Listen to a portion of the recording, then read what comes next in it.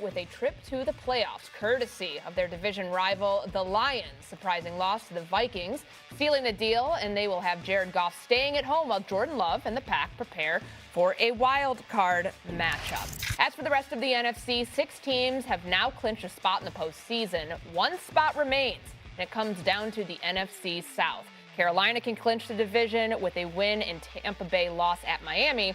The Panthers currently have a 47% chance to win the NFC South, according to ESPN Analytics. Obviously, injuries have been tough for Green Bay, especially on the defensive side of the ball. Micah Parsons, as we know, the headline there with the ACL tear that ended his season a couple of weeks ago. So, Kevin, as you look at this iteration of the Packers, knowing that they are in the postseason, even though they've lost a couple games here down the stretch, do you still consider them? No. And it stinks because I love this Packers team. I love Matt LaFleur. I love what Jordan Love can do. Micah Parsons was a third of their pressures. A third. You're taking that away. When Micah Parsons was on the field, they got to the quarterback like double as quick as any. Just him being on the field, his presence, the way that the entire gravity of the play went towards him because offenses were so worried about him, it freed up other guys. The sack rate of the entire team was triple what it was when he was off the field because of what he did to a play. He changed the defense. He was the deodorant of an entire side of the ball, okay? He's gone now. They're not at the Rams level. There's other teams now that are more complete because Micah Parsons changed the entire dynamic. Yeah, totally disagree. You know, last year they were a top 5 defense without Micah Parsons. And you go back to that play, that winning play that Chicago had against Green Bay. Yeah. Keyshawn Nixon was a fingernail away from making an unbelievable play. That's how close they were. And look, Lucas Van Ness has been a disappointment. He's been hurt. I don't know if we'll get anything out of him. Rashawn Gary certainly has a lot of ability, Kingsley and Gambari. And I think more fundamentally, Jeff Hafley, their coordinator, he can use pressure. Look, their secondary is not ideal, but maybe they can hold up just enough. And look, I love Jordan Love. I think that's been well documented. To me, I think they could go on a run here, and maybe they're not beating teams in the same way, but they could survive Micah Parsons. Well, I know Kevin thinks that this team is now musty because their deodorant is gone. Nobody wants to hang around people who ain't got no deodorant. That's first and foremost.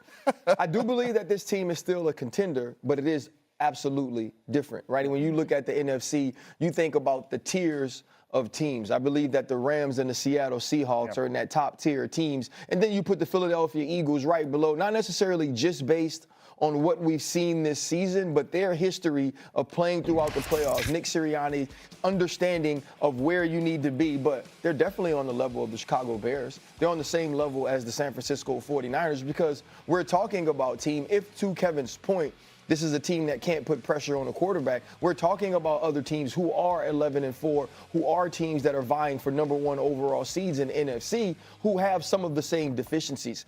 But it has to be an aggressive Matt LaFleur, and it has to be a top-tier Jordan Love. The Jordan Love who we've been expecting to see so many times, who we've seen at different parts of his career, even different parts of this season, has to show up every single week. Some of those red zone woes have to go away. What we've seen from this team and their ability to drive the ball 20-20 but not put it in the end zone, Matt LaFleur has to find an answer for that. When I look at this roster, it's still plenty talented enough to compete to win the NFC, but it has to be done in a way that may need to be tweaked by Matt LaFleur and Jeff Hafley. The difference, I think, in our argument is that the teams he mentioned that you put the Packers on a tier with, I don't have them as Super Bowl contenders. I don't have the Bears as Super Bowl contenders. I don't have the Niners. I have an A list here, which is Rams, Seahawks, Eagles. The Packers were on that 2 weeks ago, 3 weeks ago. They are no longer on that. But Kevin, look, Josh Jacobs could go off against Philadelphia. Like, there's ways those teams could be beat, and that's what I'm saying. There's no invincibility in the NFC this year. So I think there's enough ways that Jeff Hafley and, to your point, Matt LaFleur can scheme up ways. I think they can steal one game against one of those teams, but not multiple. I think the way you feel, though, like this becomes a matchup thing. Yeah. Which teams are they playing? When you look at the Los Angeles Rams, the team that went to Carolina and lost the game, you could see some deficiencies there, especially on the back end when they don't have the ability to get pressures. The Seattle Seahawks, Sam Darnold is still a question mark, in my opinion, because the rest. And so there's so many different things on all of these teams, but the Green Bay Packers, with without Micah Parsons, need an answer from Jeff Hafley, but Matt LaFleur has to be at the top of his game in order for that team to win. Speaking of question marks, we know that both Jordan Love, who got knocked out of last week's game with concussion, and Malik Willis, the backup, are both questionable for tomorrow's game against the Ravens, since we love playing. It don't matter. They can sit. Do you know who their third-string quarterback is off the top of your head? Because I sure as heck don't. So one of those guys is probably going to play. Mike, if it is Jordan Love, if he is cleared from concussion protocol, we know that the Packers have already locked up their spot in the postseason. At worst, they'll be the 7th seed. Should Jordan Love play? Absolutely. If he's healthy, he's got to be out there. And look, seeding is so impactful. Like, you want to be as high up as you possibly can. And by the way, I'm blown away by how good Malik Willis looks. Like, you talk about getting coached and developed and giving him some time. Malik Willis, to me, is a starter in the NFL. And he's going to be a free agent. I know there's a story for another day, but he absolutely should play. And look, one of the interesting things, it's likely that it's going to be Snoop Huntley on the other side. So maybe it's a little bit more of a conservative game plan because you're not going against Lamar Jackson. Well, I got to answer this question. Yeah, Jordan Love should play. And I know Mike T's going to be like, well, you don't want Dak to play.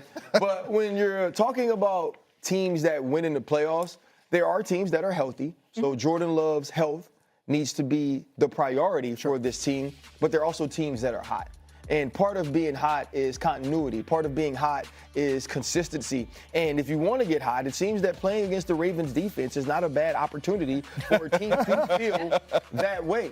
The thing about the Green Bay Packers right now is Jordan Love I felt he was ascending. And if you watch the Denver Broncos game late in that game with the turnover, now you are injured against the Chicago Bears. You don't want some of that momentum that was building for him to slip away as they approach the playoffs. So in my opinion, if he is healthy, if he is full go, he should be the quarterback in this game against the Ravens. I was going to say no, RC, then I realized, to your point, if you want to keep a quarterback healthy, have him play against the Baltimore Ravens pass rush. You will be upright all afternoon. No, I'm just looking at it. I think the answer is probably no, because his health is so important. I mean, you can lose Micah Parsons and win a playoff game, to your point, Mike. You can't lose Jordan Love. Malik Willis, as amazing of a story as he is and how good he's looked, especially coming from what he looked like in Tennessee, that's a great story. You can't win a playoff game like that. So I'm going no here. And I was wondering why Mike T was saying everybody should play. It's because he worked for Bill Parcells, the king of everybody should play, right? It's Parcells, everybody out of the locker room, off the trainer's table, go play. You're getting paid to play professional football. That's your job description. Yeah, I mean, sometimes you're getting paid to play professional football. Sometimes you're getting paid to play the next year. But for Jordan Love, the bottom line is this. He understands, Matt LaFleur understands what's on the line. This isn't a time to play with his health, especially when it's concerning concussion protocol. His agent is the same agent as C.J. Stroud's agent, David Mulligetta. And I know him personally. The one thing he's extremely strict on is making sure any of his guys that are in protocol are fully healthy and ready to go, both based on what the team says and based on what the player is. And so if Jordan Love is on that field this Sunday, I know it'll be because he's ready, is because he's cleared, and because he feels good about being out there as well. Yeah, Clayton Tune is on their practice squad. So if it's neither Jordan Love nor Malik Willis, that is the player that they'd be able to call up. You're probably one of many people in this country who have not heard of him being on the Green Bay Packers roster, but there is something to be said